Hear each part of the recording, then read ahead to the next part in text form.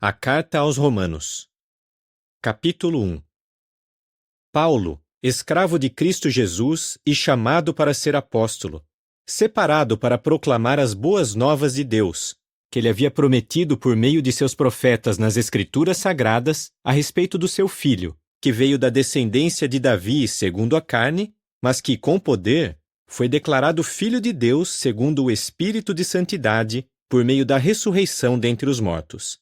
Sim, Jesus Cristo, nosso Senhor, por intermédio de quem recebemos bondade merecida e um apostolado, para que haja obediência pela fé entre todas as nações com respeito ao seu nome. Nações entre as quais vocês também foram chamados para pertencer a Jesus Cristo. A todos os que estão em Roma como amados de Deus, chamados para ser santos.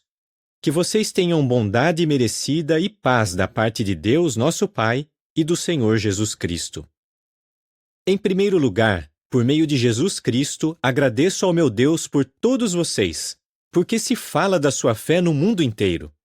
Pois Deus, a quem presto serviço sagrado com o meu espírito, proclamando as boas novas a respeito do seu Filho, é minha testemunha, de que eu menciono vocês sem cessar nas minhas orações, rogando que, se de todo possível, eu agora consiga finalmente ir visitá-los, se essa for a vontade de Deus. Pois desejo muito vê-los, para lhes transmitir algum dom espiritual, a fim de que vocês sejam firmados. Ou melhor, para nos encorajarmos mutuamente por meio da nossa fé, tanto a sua como a minha. Mas não quero que vocês fiquem sem saber, irmãos, que muitas vezes quis visitá-los para conseguir alguns frutos também entre vocês, assim como entre as demais nações. No entanto, fui impedido até agora. Sou devedor tanto a gregos como a estrangeiros, tanto aos instruídos como aos sem instrução. Assim, estou ansioso para declarar as boas novas também a vocês que estão em Roma. Pois eu não me envergonho das boas novas. Elas são de fato o poder de Deus para a salvação de todo aquele que tem fé, primeiro do judeu e também do grego. Pois nelas a justiça de Deus é revelada pela fé e para a fé, assim como está escrito: mas o justo viverá em razão da fé. Pois a ira de Deus se revela desde o céu contra toda a impiedade e injustiça dos homens que suprimem a verdade de modo injusto. Porque o que se pode saber sobre Deus é bem claro entre eles, visto que Deus o tornou claro a eles. Pois as suas qualidades invisíveis, isto é, seu poder eterno e divindade, são claramente vistas desde a criação do mundo, porque são percebidas por meio das coisas feitas, de modo que eles não têm desculpa. Porque, embora conhecessem a Deus, não o glorificaram como Deus, nem lhe agradeceram, mas os seus raciocínios se tornaram fúteis, e o seu coração insensato ficou obscurecido. Embora afirmassem ser sábios, tornaram-se tolos, e transformaram a glória do Deus imortal em algo semelhante à imagem do homem perecível, bem como de aves, de quadrúpedes e de répteis. Portanto, Deus, em harmonia com os desejos do coração deles, os entregou à impureza, para que desonrassem o seu próprio corpo. Eles trocaram a verdade de Deus pela mentira, e veneraram e prestaram serviço sagrado à criação, em vez de ao Criador, que é louvado para sempre. Amém. É por isso que Deus os entregou à paixão vergonhosa, pois tanto as mulheres entre eles trocaram o uso natural de si mesmas por outro contrário à natureza, como também os homens abandonaram o uso natural da mulher, e ficaram violentamente inflamados de paixão uns pelos outros, homens com homens, praticando o que é obsceno, e recebendo em si mesmos a plena punição pelo seu erro. Como não quiseram reconhecer a Deus, Deus os entregou a um estado mental reprovado, para fazerem coisas que não deviam fazer. E eles estavam cheios de todo tipo de injustiça, impiedade, ganância e maldade, cheios de inveja, assassinato, briga, engano e malícia. Eram cochichadores, caluniadores, tinham ódio de Deus. Eram insolentes, arrogantes, presunçosos, inventores de coisas más, desobedientes aos pais, sem entendimento, desleais nos acordos, desnaturados e sem misericórdia. Embora eles conheçam muito bem o justo decreto de Deus, de que os que praticam essas coisas merecem a morte, não somente continuam a fazê-las, mas também aprovam os que as praticam. Capítulo 2. Por isso, ó homem, seja você quem for, se julga a outros, você não tem desculpa, pois, ao julgar, condena a si mesmo, porque você que julga pratica as mesmas coisas. Ora, sabemos que o julgamento de Deus está de acordo com a verdade e é contra os que praticam essas coisas. Mas será que você, ó homem, que julga os que praticam essas coisas, mas faz as mesmas coisas, pensa que escapará do julgamento de Deus? Ou você despreza as riquezas da sua bondade, tolerância e paciência, por não saber que Deus, na sua bondade, está tentando levá-lo ao arrependimento? Mas, segundo a sua teimosia e o seu coração que não se arrepende, você está acumulando para si mesmo ira para o dia da ira e da revelação do justo julgamento de Deus. E ele retribuirá a cada um segundo as suas obras. Dará vida eterna aos que, perseverando em fazer o bem, buscam glória, honra e vida imperecível. No entanto, para os que criam conflitos e desobedecem à verdade, mas obedecem à injustiça, haverá indignação e ira. Haverá tribulação e aflição para toda pessoa que faz o mal, primeiro para o judeu e também para o grego, mas glória, honra e paz para todo aquele que faz o bem, primeiro para o judeu e também para o grego, pois com Deus não há parcialidade. Pois todos os que pecaram sem lei também morrerão, mas todos os que pecaram debaixo de lei, por lei serão julgados. Pois não são os que ouvem a lei que são justos diante de Deus, mas os que cumprem a lei é que serão declarados justos. Pois quando pessoas das nações, que não têm lei, fazem por natureza as coisas exigidas por lei, essas pessoas, embora não tenham lei, são uma lei para si mesmas. Elas mesmas demonstram que têm a essência da lei escrita no coração, ao passo que a consciência delas também dá testemunho, e pelos seus pensamentos, elas são acusadas ou até mesmo desculpadas. Isso acontecerá no dia em que Deus, por meio de Cristo Jesus, julgar as coisas secretas dos homens, segundo as boas novas que eu declaro. Mas, se você leva o nome de judeu e confia na lei e se orgulha de Deus, se conhece a sua vontade e sabe discernir as coisas excelentes porque é instruído à base da lei, se está convencido de que é guia de cegos, luz para os que estão na escuridão, educador de insensatos, instrutor de criancinhas, e tem a estrutura do conhecimento e da verdade que se encontram na lei, então você, que ensina a outros, não ensina a si mesmo? Você que prega, não furte, furta? Você que diz, não cometa adultério, comete adultério? Você que abomina os ídolos, rouba templos? Você que se orgulha de ter lei, desonra a Deus pela sua transgressão da lei? Pois o nome de Deus está sendo blasfemado entre as nações por causa de vocês, assim como está escrito. De fato, a circuncisão só tem valor se você guarda a lei. Mas se você é transgressor da lei, a sua circuncisão se tornou incircuncisão. Portanto, se um incircunciso guardar as justas exigências da lei, não será a incircuncisão dele considerada como circuncisão? E aquele que é fisicamente incircunciso, ao cumprir a lei, julgará a você, que é transgressor da lei, apesar de ter o código escrito e a circuncisão. Porque não é judeu quem o é por fora, nem é a circuncisão algo feito por fora, na carne. Mas judeu é quem o é no íntimo, e a sua circuncisão é a do coração, por espírito, e não por um código escrito. O louvor dessa pessoa vem de Deus, não de homens. Capítulo 3. Qual é então a vantagem do judeu, ou qual é o valor da circuncisão? Grande em todos os sentidos. Em primeiro lugar, aos judeus foram confiadas as proclamações sagradas de Deus. O que acontece então? Se alguns não tiveram fé, será que a falta de fé deles anulará a fidelidade de Deus? Certamente que não. Mas seja Deus verdadeiro, mesmo que todo homem seja mentiroso, assim como está escrito, para que fique provado que és justo nas tuas palavras e venças quando fores julgado. No entanto, O que diremos se a nossa injustiça ressalta a justiça de Deus? Será que Deus é injusto quando expressa a sua ira? Estou falando em termos humanos. De modo algum. Senão, como Deus julgará o mundo? Mas, se pela minha mentira a verdade de Deus tem sido ainda mais destacada para a glória dele, por que então eu sou condenado como pecador?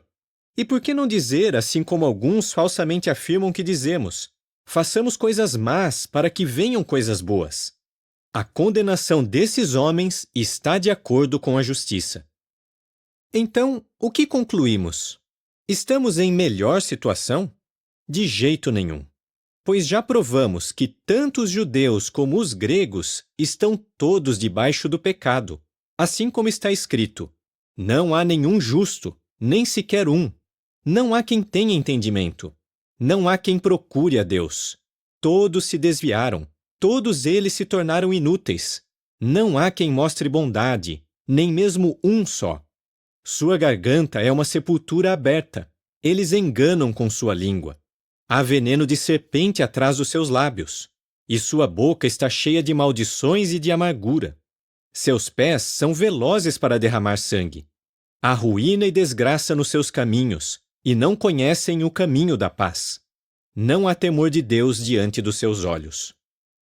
Ora, nós sabemos que tudo o que a lei diz, ela dirige aos que estão debaixo da lei, a fim de que toda boca se cale, e o mundo inteiro fique sujeito à punição diante de Deus.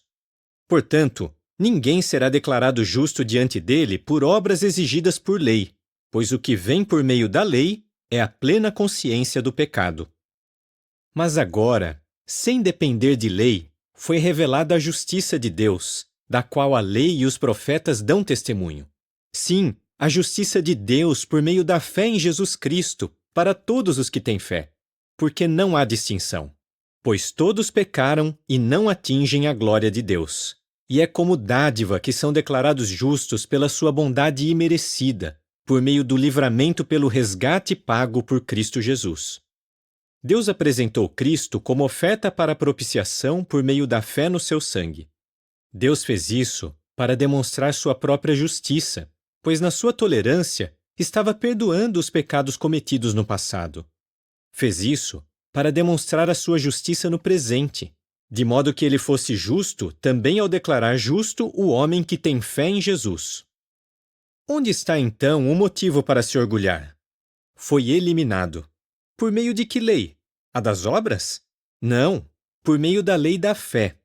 Pois nós concluímos que o homem é declarado justo pela fé, sem depender de obras exigidas por lei.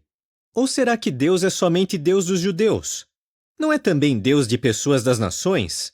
Sim, também de pessoas das nações. Visto que Deus é um só, ele declarará justos os circuncisos em resultado da fé e os incircuncisos por meio da sua fé. Então, abolimos a lei por meio da nossa fé? De modo algum. Pelo contrário, confirmamos a lei.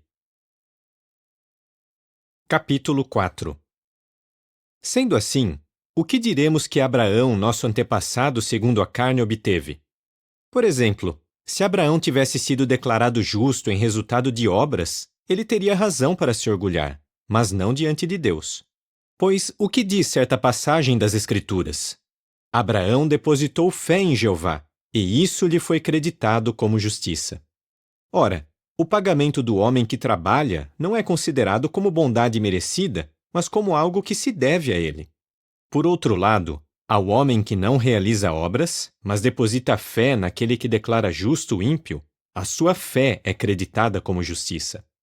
Da mesma forma, Davi também fala da felicidade do homem a quem Deus credita justiça independentemente de obras. Felizes aqueles cujos atos contra a lei foram perdoados e cujos pecados foram cobertos. Feliz o homem cujo pecado Jeová de modo algum levará em conta. Será que essa felicidade, então, é somente para circuncisos ou é também para incircuncisos? Pois dizemos, a fé que Abraão tinha lhe foi creditada como justiça. Em que circunstâncias lhe foi creditada como justiça? Quando já estava circuncidado ou quando era incircunciso? Ele ainda não havia sido circuncidado, era incircunciso. E ele recebeu um sinal, isto é, a circuncisão, como selo da justiça resultante da fé que tinha enquanto era incircunciso, para que ele fosse o pai de todos os que têm fé enquanto são incircuncisos, a fim de que se acreditasse justiça a eles, e para que ele fosse pai de descendência circuncisa, não só dos que praticam a circuncisão, mas também dos que andam nas pisadas da fé que nosso pai Abraão tinha enquanto era incircunciso. Porque não foi por meio da lei que Abraão ou sua descendência receberam a promessa de que ele seria herdeiro de um mundo, mas foi por meio da justiça resultante da fé. Pois, se os que confiam na lei são herdeiros, a fé se torna inútil e a promessa foi anulada. Na realidade, a lei produz a ira, mas onde não há lei, também não há transgressão. Por isso, a promessa vem por meio da fé, para que seja segundo a bondade merecida, a fim de que esteja assegurada toda a descendência de Abraão, não somente aos que estão debaixo da lei, mas também aos que têm a fé demonstrada por Abraão, que é o pai de todos nós. Como está escrito: Eu fiz de você pai de muitas nações.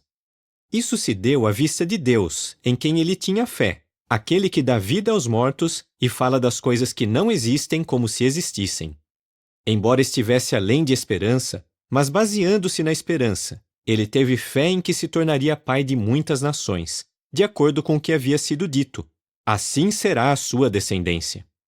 E, embora não enfraquecesse na fé, pensava no seu próprio corpo, então já como que morto, visto que ele tinha cerca de 100 anos de idade, e também no estado morto do ventre de Sara. No entanto, por causa da promessa de Deus, ele não vacilou com falta de fé, mas se tornou poderoso pela sua fé, dando glória a Deus, plenamente convencido de que aquilo que ele havia prometido também era capaz de fazer. Portanto, isso lhe foi creditado como justiça. No entanto, as palavras "isso lhe foi creditado" não foram escritas somente por causa dele, mas também por nossa causa, a quem isso será creditado, porque cremos naquele que levantou Jesus nosso Senhor dentre os mortos. Ele foi entregue por causa das nossas falhas, e foi levantado para que fôssemos declarados justos. Capítulo 5. Portanto, agora que fomos declarados justos em resultado da fé, desfrutemos de paz com Deus por meio do nosso Senhor Jesus Cristo, por meio de quem também obtivemos, pela fé, acesso a essa bondade merecida em que agora nos encontramos. E alegremo-nos com base na esperança de participar da glória de Deus. Não somente isso, mas alegremo-nos também ao passar por sofrimentos, pois sabemos que o sofrimento produz perseverança. A perseverança, por sua vez, uma condição aprovada. A condição aprovada, por sua vez, esperança. E a esperança não leva à decepção, porque o amor de Deus foi derramado em nosso coração por meio do Espírito Santo que nos foi dado. Pois realmente, enquanto ainda éramos fracos, Cristo morreu por homens ímpios no tempo determinado. Dificilmente alguém morreria por um justo, embora por um homem bom alguém talvez se atreva a morrer. Mas Deus recomenda a nós o seu próprio amor, por Cristo ter morrido por nós enquanto ainda éramos pecadores. Assim, visto que agora fomos declarados justos pelo seu sangue, com muito mais certeza seremos salvos da ira por meio dele.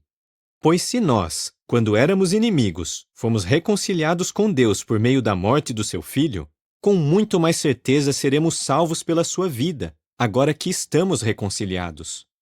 Não somente isso, mas também nos alegramos em Deus por meio do nosso Senhor Jesus Cristo, por meio de quem recebemos agora a reconciliação. É por isso que, assim como por meio de um só homem o pecado entrou no mundo, e a morte por meio do pecado, e desse modo a morte se espalhou por toda a humanidade, porque todos haviam pecado. Pois o pecado já existia no mundo antes da lei, mas, quando não há lei, ninguém é acusado de cometer pecados.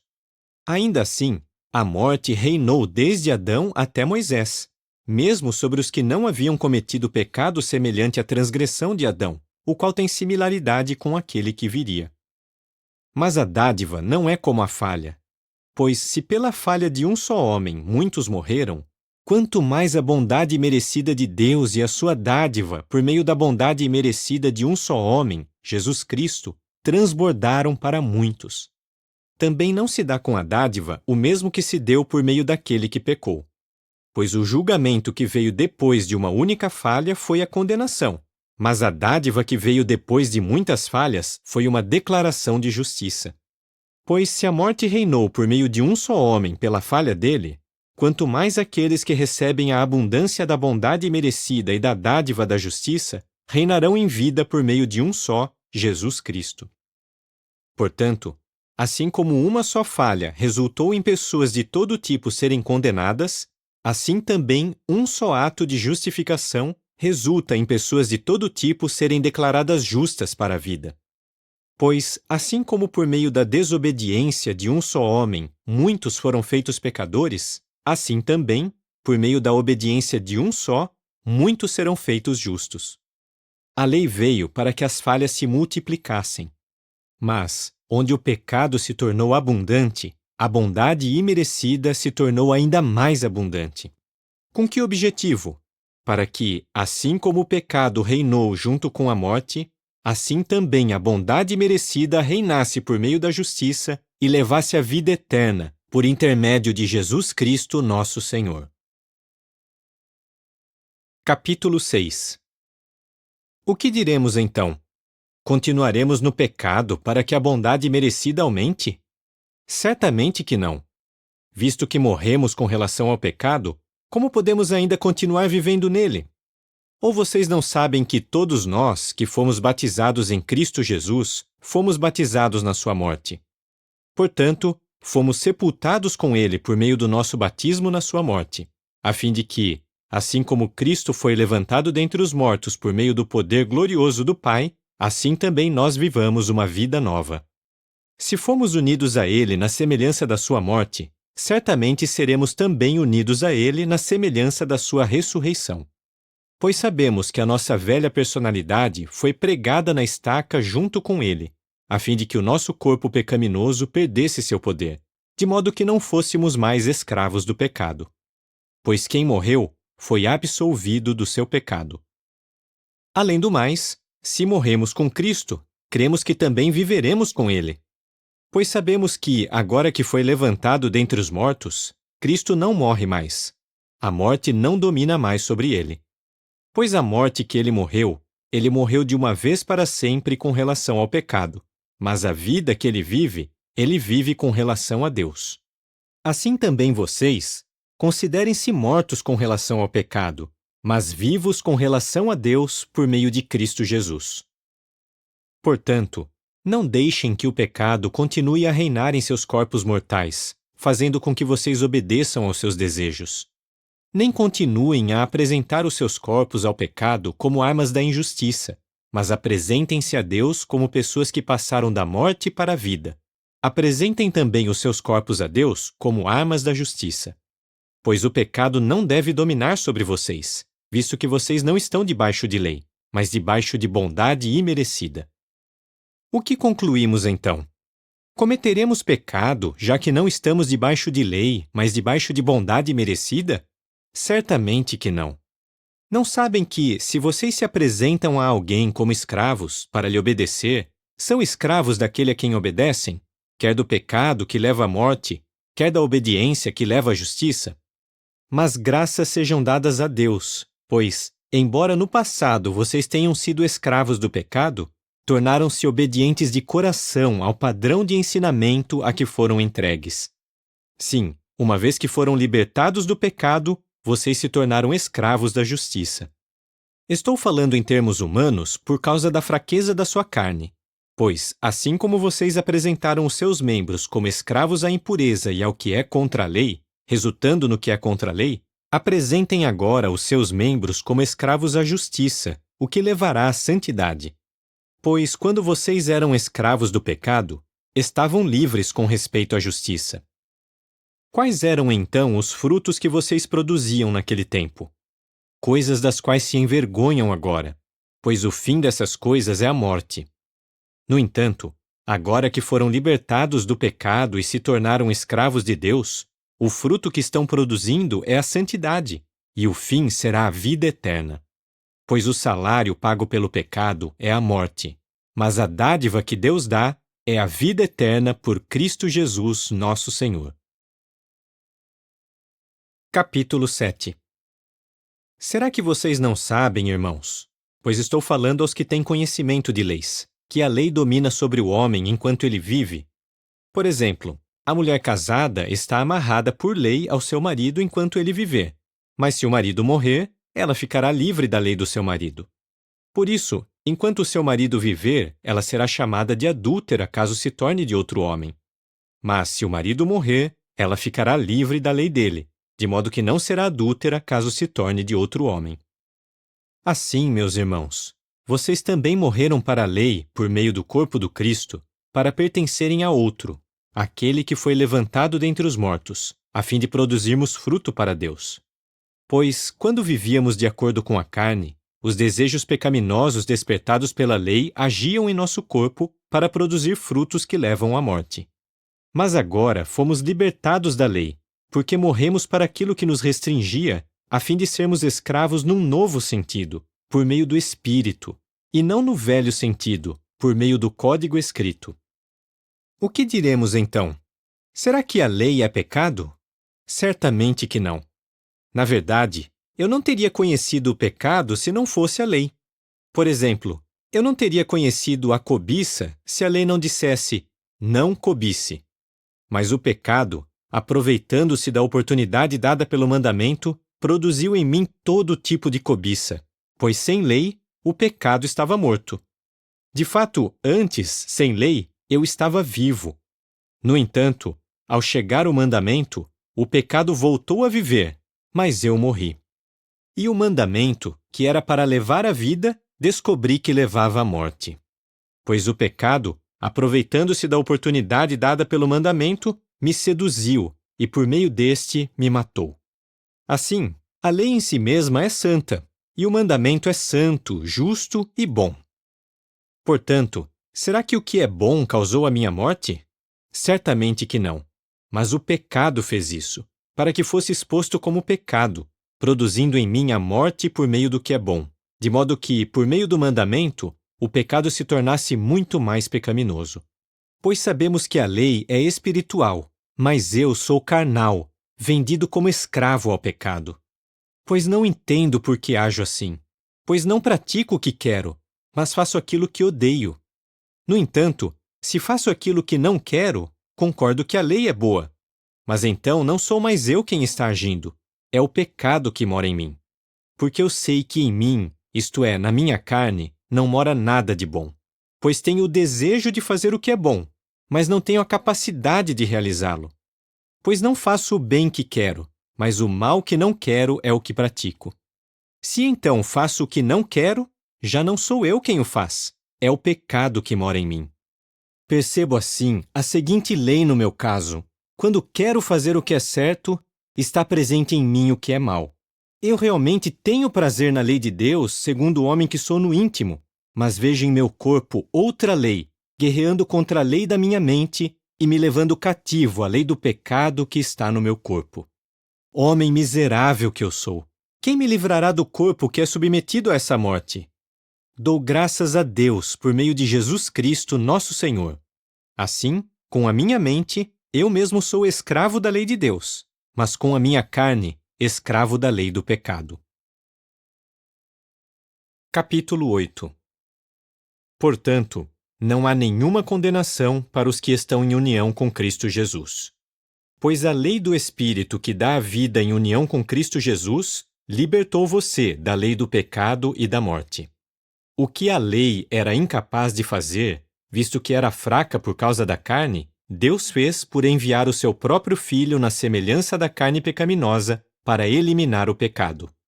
E assim condenou o pecado na carne, para que as justas exigências da lei se cumprissem em nós, que não andamos de acordo com a carne, mas de acordo com o Espírito. Pois os que vivem de acordo com a carne fixam a mente nas coisas da carne, mas os que vivem de acordo com o Espírito, nas coisas do Espírito. Pois fixar a mente na carne significa morte, mas fixar a mente no Espírito significa vida e paz. Porque fixar a mente na carne significa inimizade com Deus, visto que a carne não está em sujeição à lei de Deus. De fato, nem pode estar. De modo que os que vivem em harmonia com a carne não podem agradar a Deus. No entanto, vocês não vivem em harmonia com a carne, mas com o Espírito, se o Espírito de Deus realmente mora em vocês. Mas, se alguém não tem o Espírito de Cristo, essa pessoa não pertence a ele. Se, porém, Cristo está em união com vocês, o corpo está morto por causa do pecado, mas o Espírito é vida por causa da justiça. Portanto, se o Espírito daquele que levantou a Jesus dentre os mortos mora em vocês, aquele que levantou a Cristo Jesus dentre os mortos também dará vida aos seus corpos mortais por meio do Espírito dele, que mora em vocês. Assim, irmãos, estamos sob obrigação, mas não para com a carne, ou seja, para viver de acordo com a carne. Pois, se vocês viverem de acordo com a carne, certamente morrerão. Mas, se pelo Espírito entregarem à morte as práticas do corpo, vocês viverão. Porque todos os que são guiados pelo Espírito de Deus são realmente filhos de Deus. Pois vocês não receberam um espírito de escravidão, que causasse novamente temor, mas receberam um espírito de adoção como filhos. E é por meio desse espírito que clamamos: Abba, Pai!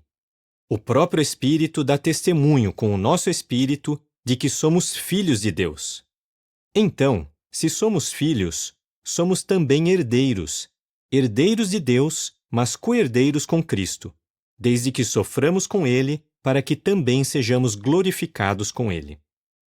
Portanto, eu considero os sofrimentos da época atual como não sendo nada em comparação com a glória que será revelada em nós. Pois a criação está esperando com viva expectativa a revelação dos filhos de Deus. Porque a criação foi sujeita à futilidade, não de sua própria vontade, mas pela vontade daquele que a sujeitou, à base da esperança de que a própria criação também será libertada da escravidão à decadência e terá a liberdade gloriosa dos filhos de Deus. Pois sabemos que toda a criação junta continua a gemer e a sentir dores até agora. Não somente isso, mas também nós mesmos, que temos as primícias, isto é, o Espírito, sim, nós mesmos gememos em nosso íntimo, ao passo que esperamos ansiosamente a adoção como filhos, sermos livrados do nosso corpo por meio de resgate. Pois fomos salvos nessa esperança. Mas a esperança que se vê não é esperança, pois como uma pessoa pode esperar por uma coisa que ela vê? Mas, se esperamos por aquilo que não vemos, continuamos a aguardar com viva expectativa e perseverança. Do mesmo modo, o Espírito também nos ajuda na nossa fraqueza, pois o problema é que às vezes não sabemos o que precisamos pedir em oração, mas o próprio Espírito intercede por nós com gemidos não pronunciados. No entanto, aquele que examina os corações sabe a intenção do Espírito, porque este intercede a favor dos santos em harmonia com a vontade de Deus. Nós sabemos que Deus faz com que todas as suas obras cooperem para o bem daqueles que amam a Deus, os que são chamados segundo o seu propósito.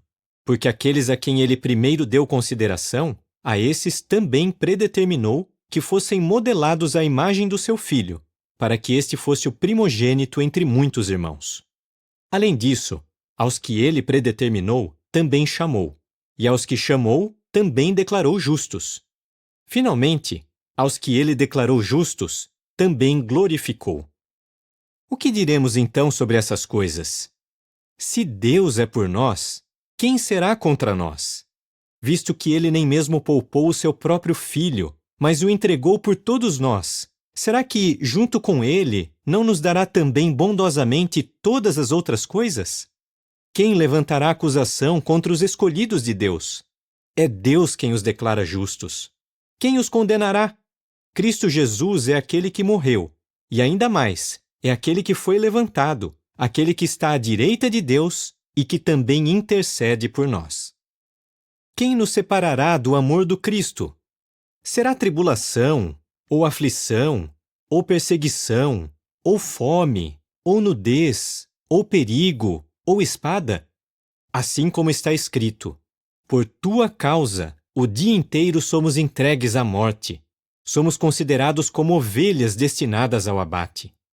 Pelo contrário, em todas essas coisas saímos completamente vitoriosos, por meio daquele que nos amou. pois estou convencido de que nem a morte, nem a vida, nem anjos, nem governos, nem coisas presentes, nem coisas por vir, nem poderes, nem altura, nem profundidade, nem qualquer outra criação será capaz de nos separar do amor de Deus que está em Cristo Jesus, nosso Senhor. Capítulo 9. Digo a verdade em Cristo. Não estou mentindo, visto que a minha consciência dá testemunho comigo em Espírito Santo. Tenho uma grande tristeza e uma dor incessante no coração, pois desejaria que eu mesmo fosse separado do Cristo como amaldiçoado em favor dos meus irmãos, meus parentes segundo a carne, os israelitas. A eles pertencem a adoção como filhos, a glória, os pactos, a concessão da lei, o serviço sagrado e as promessas. A eles pertencem os patriarcas, e deles descendeu o Cristo segundo a carne. Deus que está sobre tudo seja louvado para sempre. Amém.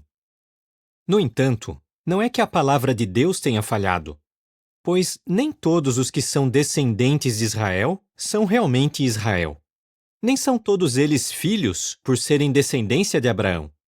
Em vez disso, o que será chamado sua descendência virá por meio de Isaque. Quer dizer, os filhos na carne não são realmente os filhos de Deus, mas os filhos da promessa é que são considerados a descendência. Pois a palavra da promessa era a seguinte: virei nesta época e Sara já terá um filho. Isso aconteceu não apenas naquela ocasião, mas também quando Rebeca concebeu filhos de um só homem, Isaque, nosso antepassado. Pois, quando os filhos ainda não tinham nascido, nem praticado nada de bom ou de ruim, a fim de que o propósito de Deus com respeito à escolha continuasse a depender não de obras, mas daquele que chama, foi dito a ela: o mais velho será escravo do mais novo. Assim como está escrito: amei a Jacó, mas odiei a Esaú. O que diremos então? Há injustiça da parte de Deus? Certamente que não. Pois ele diz a Moisés: terei misericórdia de quem eu tiver misericórdia, e terei compaixão de quem eu tiver compaixão. De modo que isso não depende da vontade da pessoa ou do seu esforço, mas de Deus, que tem misericórdia. Pois certa passagem das Escrituras diz a Faraó: é exatamente por esta razão que deixei você permanecer, para que, no seu caso, eu mostre o meu poder e para que o meu nome seja declarado em toda a terra. Portanto, ele tem misericórdia de quem ele quer, mas deixa ficar obstinado a quem ele quer. Você me dirá então: por que ele ainda acusa as pessoas? Pois quem pode ir contra a vontade dele? Mas quem é você, ó homem, para discutir com Deus? Será que a coisa moldada diz àquele que a moldou: por que você me fez assim? O quê? Será que o oleiro não tem autoridade sobre o barro para fazer da mesma massa um vaso para uso honroso e outro para uso desonroso? Que diremos então se Deus, mesmo querendo demonstrar a sua ira e dar a conhecer o seu poder, tolerou com muita paciência os vasos da ira preparados para a destruição?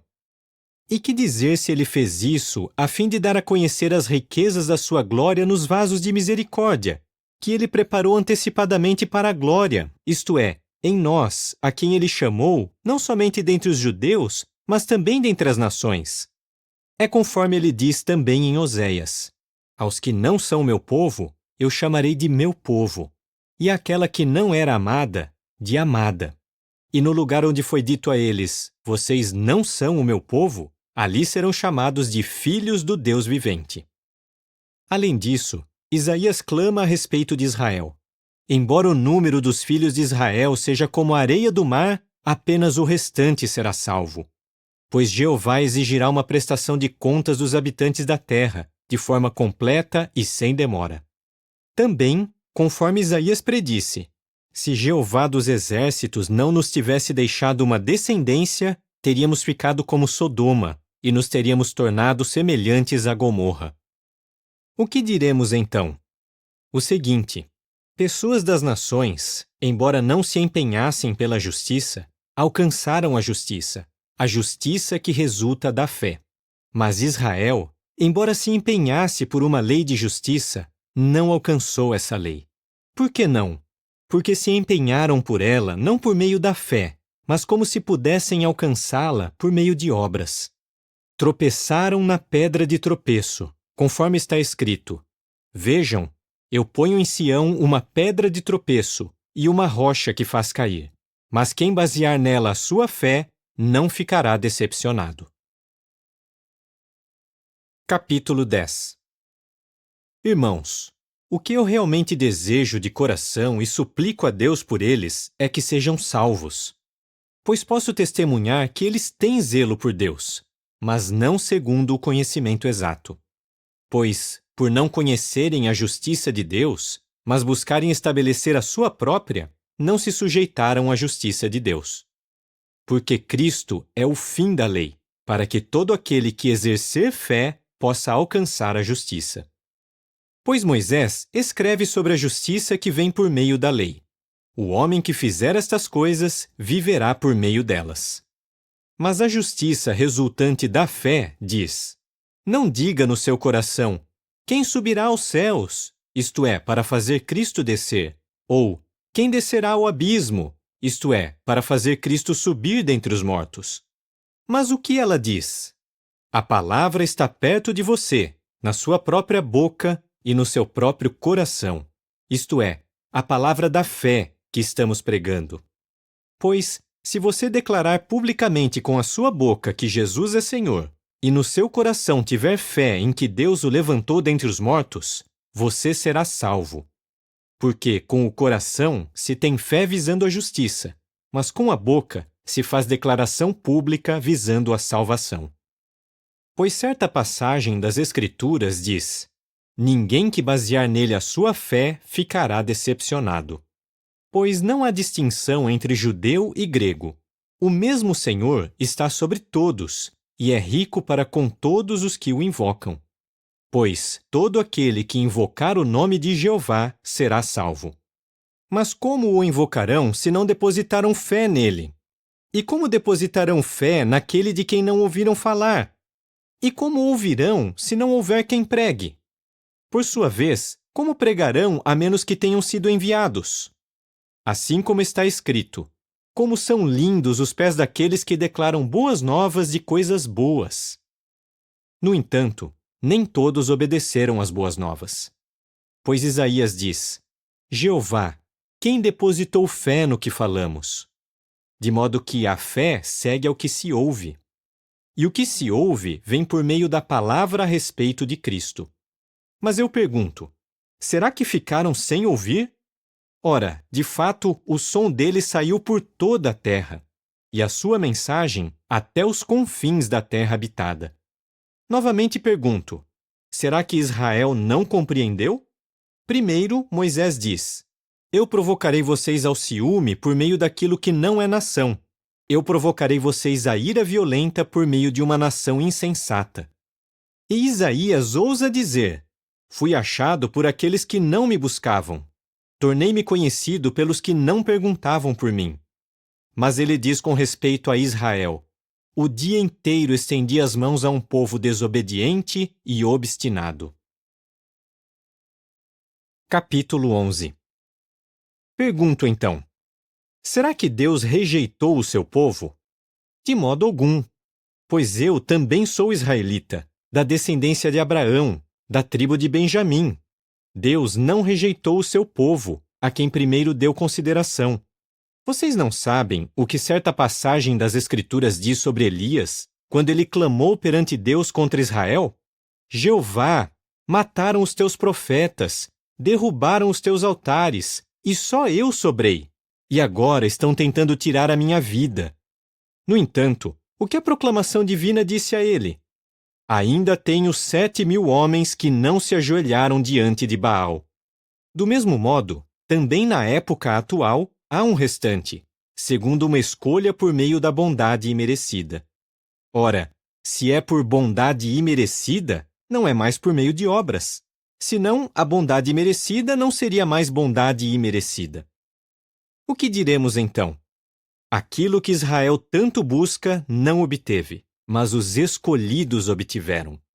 Os outros ficaram insensíveis, assim como está escrito: Deus lhes deu um espírito de profundo sono, olhos que não veem e ouvidos que não ouvem, até o dia de hoje. Também Davi diz: que a mesa deles se torne laço, armadilha, pedra de tropeço e retribuição para eles. Que os olhos deles se escureçam para que não consigam ver, e que tu lhes encurves as costas continuamente. Então pergunto: será que eles tropeçaram e caíram definitivamente? Certamente que não. Mas por causa do passo em falso deles, há salvação para pessoas das nações, para provocá-los ao ciúme. Ora, se o passo em falso deles significa riquezas para o mundo, e a sua diminuição significa riquezas para pessoas das nações, quanto mais riquezas o pleno número deles significará. Agora falo a vocês que são pessoas das nações. Visto que sou apóstolo para as nações, glorifico o meu ministério para ver se de algum modo posso provocar meu próprio povo ao ciúme e salvar alguns deles. Pois, se o fato de eles terem sido rejeitados significa reconciliação para o mundo, o que significará o fato de serem aceitos, se não vida para os que estavam mortos? Além disso, se a parte da massa considerada como primícias é santa, a massa inteira também é santa. E se a raiz é santa, os ramos também são. No entanto, se alguns dos ramos foram arrancados, e você, apesar de ser oliveira silvestre, foi enxertado entre eles e se tornou participante da riqueza da raiz da oliveira, não trate os ramos com arrogância. Se, porém, você os tratar com arrogância, lembre-se de que você não sustenta a raiz, mas a raiz o sustenta. Você dirá então: alguns ramos foram arrancados para que eu fosse enxertado. Muito bem. Foram arrancados porque não tiveram fé, mas você está de pé pela fé. Não seja arrogante, mas tenha temor. Pois, se Deus não poupou os ramos naturais, também não poupará você. Considere, portanto, a bondade e a severidade de Deus. Há severidade para com aqueles que caíram, mas para com você há a bondade de Deus, desde que permaneça na sua bondade. Senão você também será cortado fora. E eles também, se deixarem de ser pessoas sem fé, serão enxertados, pois Deus é capaz de enxertá-los novamente. Pois, se você foi cortado da oliveira que é silvestre por natureza, e foi enxertado numa oliveira cultivada, o que é contrário à natureza, quanto mais serão os ramos naturais enxertados de volta na sua própria oliveira. Pois não quero, irmãos, que vocês desconheçam este segredo sagrado, a fim de que não se tornem sábios aos seus próprios olhos. Parte de Israel ficou insensível até que entrasse o pleno número de pessoas das nações, e dessa maneira todo Israel será salvo. Assim como está escrito: o libertador sairá de Sião e afastará de Jacó as práticas ímpias. E este é o pacto que farei com eles quando eu tirar os seus pecados. É verdade que, com respeito às boas novas, eles são inimigos, para o benefício de vocês. Mas, com respeito à escolha de Deus, são amados por causa dos antepassados deles. Pois as dádivas e a chamada de Deus são coisas nas quais ele não voltará atrás. Pois, assim como antes vocês eram desobedientes a Deus, mas agora foram tratados com misericórdia por causa da desobediência deles, assim também eles agora têm sido desobedientes, resultando em misericórdia para vocês, para que eles também sejam agora tratados com misericórdia. Pois Deus fez de todos eles prisioneiros da desobediência, a fim de tratar a todos eles com misericórdia. Como são profundas as riquezas, a sabedoria e o conhecimento de Deus! Como são insondáveis os seus julgamentos e impenetráveis os seus caminhos! Pois quem chegou a conhecer a mente de Jeová? Ou quem se tornou seu conselheiro? Ou quem primeiro deu algo a ele, de modo que ele lhe deva retribuir? Porque todas as coisas são dele, e por ele, e para ele. Glória a ele para sempre. Amém. Capítulo 12. Portanto, eu lhes suplico, irmãos, pelas compaixões de Deus, que apresentem o seu corpo como sacrifício vivo, santo e aceitável a Deus, prestando assim um serviço sagrado com a sua faculdade de raciocínio. E parem de se amoldar a este mundo, mas sejam transformados, renovando a sua mente, a fim de comprovar por si mesmos a boa, aceitável e perfeita vontade de Deus. Pois, por meio da bondade imerecida que me foi concedida, digo a cada um de vocês que não pense de si mesmo mais do que é necessário pensar, mas que cada um pense de um modo que revele bom senso, conforme a medida de fé que Deus lhe deu. Pois, assim como temos muitos membros em um só corpo, mas os membros não têm todos a mesma função, assim também nós, embora muitos, somos um só corpo em união com Cristo, mas individualmente somos membros que pertencem uns aos outros. Temos dons que diferem segundo a bondade imerecida que nos foi concedida. Sendo assim, se o dom é o de profecia, profetizemos conforme a nossa fé. Se é o de servir, sirvamos. Aquele que tem o dom do ensino, que ensine. Aquele que tem o dom de encorajar, que encoraje. Aquele que distribui, faça-o generosamente. Aquele que preside, faça-o com diligência. Aquele que mostra misericórdia, faça-o com alegria. Que o amor de vocês seja sem hipocrisia. Abominem o que é mau, agarrem-se ao que é bom. Com amor fraternal, tenham ternos sentimentos uns pelos outros. Tomem a iniciativa em honrar uns aos outros. Sejam diligentes, não preguiçosos. Sejam fervorosos no espírito. Trabalhem como escravos para Jeová. Alegrem-se na esperança. Perseverem sob tribulação. Perseverem em oração. Partilhem com os santos o que vocês têm, segundo as necessidades deles. Sempre mostrem hospitalidade. Abençoem os que perseguem vocês. Abençoem e não amaldiçoem. Alegrem-se com os que se alegram. Chorem com os que choram. Tenham para com os outros a mesma atitude que vocês têm para consigo mesmos. Não fixem a mente em coisas grandiosas, mas deixem-se guiar pelas coisas humildes. Não sejam sábios aos seus próprios olhos. Não retribuam a ninguém mal com mal. Preocupem-se com o que é bom aos olhos de todas as pessoas. Se possível, no que depender de vocês, sejam pacíficos com todos. Não se vinguem, amados, mas deem lugar à ira, pois está escrito: a vingança é minha, eu retribuirei, diz Jeová.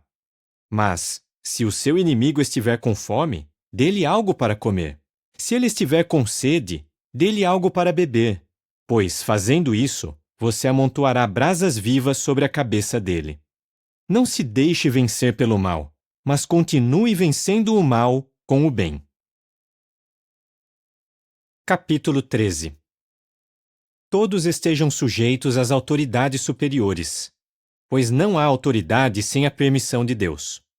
As autoridades existentes foram colocadas por Deus em suas posições relativas. Portanto, quem toma posição contra a autoridade, toma posição contra a ordem estabelecida por Deus. Os que tomam posição contra ela trarão condenação sobre si mesmos. Pois os governantes não são temidos por aqueles que praticam boas ações, mas por aqueles que praticam más ações. Você quer ficar livre do medo da autoridade?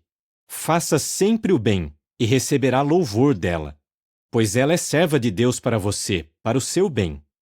Mas, se você faz o que é mal, tenha medo, porque não é sem motivo que a autoridade traz a espada. Ela está a serviço de Deus para executar vingança e expressar ira contra quem pratica o que é mal. Portanto, é necessário que vocês estejam em sujeição, não somente por causa dessa ira, mas também por causa da sua consciência. É por isso também que vocês pagam impostos, porque eles estão a serviço de Deus e prestam esse serviço constantemente. Deem a todos o que lhes é devido. A quem exigir imposto, o imposto. A quem exigir tributo, o tributo. A quem exigir temor, tal temor. A quem exigir honra, tal honra.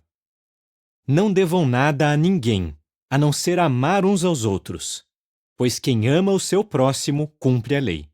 Pois os mandamentos: não cometa adultério, não assassine, não furte, não cobice e qualquer outro mandamento que exista se resumem nestas palavras: ame o seu próximo como a si mesmo. O amor não faz o mal contra o próximo. Portanto, o amor é o cumprimento da lei. E façam isso porque vocês sabem em que época estamos, que já é hora de despertarem do sono, pois agora a nossa salvação está mais próxima do que quando nos tornamos crentes. A noite está bem avançada, o dia está próximo. Portanto, rejeitemos as obras da escuridão e revistamo-nos das armas da luz. Andemos decentemente, como em pleno dia, não em festas descontroladas e bebedeiras, nem em relações sexuais imorais e conduta insolente, nem em brigas e ciúmes. Mas revistam-se do Senhor Jesus Cristo e não fiquem premeditando como satisfazer os desejos da carne. Capítulo 14. Acolham o homem que tem fraquezas na fé, mas não façam julgamentos sobre opiniões divergentes. Um homem tem fé para comer de tudo, mas o homem que é fraco só come verduras. Quem come, não menospreze aquele que não come, e quem não come, não julgue aquele que come, pois Deus o acolheu. Quem é você para julgar o servo de outro? É para o seu próprio Senhor que ele fica de pé ou cai. De fato, ele ficará de pé, pois Jeová pode fazê-lo ficar de pé. Uma pessoa considera um dia mais importante que outro, ao passo que outra pessoa considera todos os dias iguais. Que cada um esteja plenamente convencido na sua própria mente. Quem guarda o dia, guarda-o para Jeová. E quem come, come para Jeová, pois agradece a Deus. E quem não come, deixa de comer para Jeová, e mesmo assim agradece a Deus. De fato, nenhum de nós vive somente para si mesmo, e ninguém morre somente para si mesmo. Pois, se vivemos, vivemos para Jeová. Se morremos, morremos para Jeová. Portanto, quer vivamos, quer morramos, pertencemos a Jeová. Pois com este objetivo Cristo morreu e voltou a viver, para ser Senhor tanto dos mortos como dos vivos. Mas por que você julga o seu irmão? E você, por que menospreza o seu irmão? Pois todos nós compareceremos perante o tribunal de Deus. Porque está escrito: tão certo como eu vivo, diz Jeová, diante de mim todo joelho se dobrará e toda língua reconhecerá abertamente a Deus. Assim, cada um de nós prestará contas de si mesmo a Deus. Portanto, não julguemos mais uns aos outros, mas, em vez disso, estejam determinados a não pôr uma pedra de tropeço ou um obstáculo diante de um irmão. Sei e estou convencido no Senhor Jesus que nada é impuro em si mesmo. Somente quando alguém considera algo como impuro, então para ele é impuro. Pois, se o seu irmão se ofende por causa de um alimento, você não está mais andando de acordo com o amor. Não arruíne pelo seu alimento aquele pelo qual Cristo morreu. Portanto, não deixem que se fale mal do bem que vocês fazem, pois o reino de Deus não tem a ver com comida e bebida, mas com justiça, paz e alegria no Espírito Santo. Pois quem trabalha dessa forma como escravo para Cristo, agrada a Deus e tem a aprovação dos homens. Assim, empenhemo-nos pelas coisas que promovem a paz e pelas coisas que edificam uns aos outros. Parem de demolir a obra de Deus só por causa do alimento. É verdade que todas as coisas são puras, mas é prejudicial para o homem comer se isso for causar tropeço. É melhor não comer carne, nem beber vinho, nem fazer nada que leve o seu irmão a tropeçar. A fé que você tem, guarde-a para si diante de Deus. Feliz é aquele que não condena a si mesmo por aquilo que aprova. Mas se alguém tem dúvidas e come, já está condenado, porque não come com base na fé. E tudo o que não se baseia na fé é pecado. Capítulo 15. Mas nós que somos fortes, devemos suportar as fraquezas dos que não são fortes, e não agradar a nós mesmos. Que cada um de nós agrade ao seu próximo, para o bem dele, para edificá-lo. Pois nem mesmo Cristo agradou a si mesmo. Mas, assim como está escrito, os insultos daqueles que te insultam caem sobre mim. Pois todas as coisas escritas anteriormente foram escritas para nossa instrução, a fim de que, por meio da nossa perseverança e por meio do consolo das Escrituras, tivéssemos esperança. Que o Deus que dá perseverança e consolo lhes conceda terem entre si a mesma atitude que Cristo Jesus teve, para que, unidos e com uma só voz, vocês glorifiquem ao Deus e Pai do nosso Senhor Jesus Cristo. Portanto, acolham uns aos outros, assim como Cristo também acolheu vocês, visando glória para Deus. Pois eu lhes digo que Cristo se tornou servo dos circuncisos para mostrar a veracidade de Deus e confirmar as promessas que ele fez aos antepassados deles, e para que as nações glorificassem a Deus pela sua misericórdia.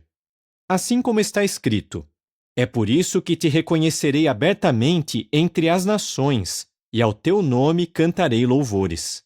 E ele diz também: alegrem-se nações com o povo dele. E ainda, louvem a Jeová, todas as nações, e que todos os povos o louvem. E Isaías diz também: haverá a raiz de Jessé, aquele que surgirá para governar as nações. Nele as nações basearão a sua esperança. Que o Deus que dá esperança encha vocês de toda alegria e paz, por meio da sua confiança nele, para que transbordem de esperança pelo poder do Espírito Santo. Pessoalmente, estou convencido quanto a vocês, meus irmãos, de que vocês mesmos também estão cheios de coisas boas, cheios de todo conhecimento e de que podem aconselhar uns aos outros. No entanto, eu lhes escrevi com bastante franqueza sobre alguns pontos para que vocês se lembrem deles novamente. Faço isso por causa da bondade imerecida que me foi concedida por Deus para que eu fosse servo de Cristo Jesus a favor das nações.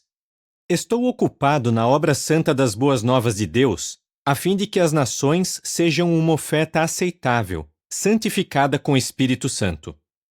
Portanto, tenho motivo para me orgulhar em Cristo Jesus no meu serviço a Deus, pois não me atreverei a falar de coisa alguma, a não ser daquilo que Cristo realizou por meu intermédio para que as nações fossem obedientes. Ele agiu por meio das minhas palavras e ações, pelo poder de sinais e milagres, e pelo poder do Espírito de Deus. Assim, desde Jerusalém e por todos os lados, até o Ilírico, preguei cabalmente as boas novas a respeito do Cristo. Desse modo, fiz o possível para não declarar as boas novas nos lugares onde o nome de Cristo já fosse conhecido, a fim de não construir sobre o alicerce de outra pessoa. Mas, assim como está escrito, aqueles que nunca tiveram notícia sobre ele verão, e os que não tinham ouvido entenderão. É por isso que fui muitas vezes impedido de ir visitar vocês. Mas agora não tenho mais território virgem nestas regiões e, por muitos anos, estou ansioso de ir visitá-los. Por isso, quando eu viajar para a Espanha, espero vê-los e ser acompanhado por vocês parte do caminho, depois de primeiro ter desfrutado um pouco a companhia de vocês. Mas no momento, estou de partida para Jerusalém, a fim de servir os santos. Pois os irmãos da Macedônia e os da Acaia partilharam de boa vontade suas coisas, fazendo uma contribuição para os pobres entre os santos em Jerusalém. Sim, eles fizeram isso de boa vontade, e de fato eram devedores deles. Pois, se as nações participaram das coisas espirituais deles, elas também têm o dever de servir a eles com suas coisas materiais. Assim, depois que eu tiver terminado de fazer isso e tiver entregado a eles essa contribuição em segurança, partirei para a Espanha e visitarei vocês no caminho. Além disso, sei que, quando eu for visitá-los, chegarei com uma plena medida de bênçãos de Cristo. Eu os exorto, irmãos, por meio do nosso Senhor Jesus Cristo e por meio do amor do Espírito, que vocês se esforcem comigo em orações a Deus por mim, para que eu seja livrado dos descrentes na Judéia e para que meu serviço a favor de Jerusalém seja bem aceito pelos santos. Assim, pela vontade de Deus, eu os visitarei com alegria e serei reanimado junto com vocês. Que o Deus que dá paz esteja com todos vocês. Amém. Capítulo 16. Apresento-lhes a nossa irmã Febe, que é ministra da congregação em Cencreia. para que vocês a acolham no Senhor de um modo digno dos santos e lhe deem toda a ajuda necessária, pois ela mesma também se mostrou defensora de muitos, de mim inclusive. Transmitam minhas saudações a Prisca e Áquila, meus colaboradores em Cristo Jesus, que arriscaram o próprio pescoço por mim, e a quem não somente eu, mas também todas as congregações das nações somos gratos. Saudações também à congregação que se reúne na casa deles. Saudações ao meu amado Epêneto, que é um dos primeiros frutos da Ásia para Cristo. Saudações a Maria, que trabalhou arduamente a favor de vocês. Saudações a Andrônico e a Júnias, meus parentes e companheiros de prisão, que são homens bem conhecidos pelos apóstolos e estão em união com Cristo há mais tempo do que eu. Transmitam minhas saudações a Amplíato, meu amado no Senhor. Saudações a Urbano, nosso colaborador em Cristo, e também ao meu amado Estaques. Saudações a Apeles, o aprovado em Cristo. Saudações aos da casa de Aristóbulo. Saudações a Herodião, meu parente. Saudações aos da casa de Narciso que estão no Senhor. Saudações a Trifena e Trifosa, mulheres que trabalham arduamente no Senhor. Saudações à nossa amada Pérside, pois ela tem trabalhado arduamente no Senhor. Saudações a Rufo, o escolhido no Senhor, e a mãe dele, que é também minha. Saudações a Asíncrito, Flegonte, Hermes, Pátrobas, Hermas e aos irmãos que estão com eles. Saudações a Filólogo e Júlia, Nereu e sua irmã e Olimpas, e a todos os santos que estão com eles. Cumprimentem uns aos outros com beijo santo. Todas as congregações do Cristo mandam saudações a vocês. Eu os exorto agora, irmãos, a ficar atentos àqueles que causam divisões e dão motivos para tropeço, contrariando os ensinamentos que vocês aprenderam. Afastem-se deles. Porque homens como esses não são escravos de Cristo, nosso Senhor, mas dos seus próprios desejos, e, com conversa suave e bajulação, seduzem o coração dos ingênuos. A obediência de vocês se tornou conhecida por todos, e eu me alegro por sua causa. Mas quero que vocês sejam sábios quanto ao que é bom, porém inocentes quanto ao que é mal. O Deus que dá paz esmagará em breve a Satanás debaixo dos pés de vocês. Que a bondade imerecida do nosso Senhor Jesus esteja com vocês. Timóteo, meu colaborador, manda-lhes saudações, e também Lúcio, Jasão e Sosípatro, meus parentes. Eu, Tércio, que escrevi esta carta, mando-lhes saudações no Senhor. Gaio, que hospeda a mim e a toda a congregação, envia saudações a vocês. Erasto, o tesoureiro da cidade, envia-lhes saudações, e também Quarto, irmão dele. Aquele que pode fazê-los firmes, de acordo com as boas novas que eu declaro e com a pregação sobre Jesus Cristo, segundo a revelação do segredo sagrado que foi mantido em silêncio por tempos de longa duração, mas que agora foi revelado e dado a conhecer entre todas as nações por meio das escrituras proféticas, de acordo com a ordem do Deus eterno, para promover a obediência pela fé, a Deus, que é o único sábio, seja dada a glória por meio de Jesus Cristo para sempre. Amém.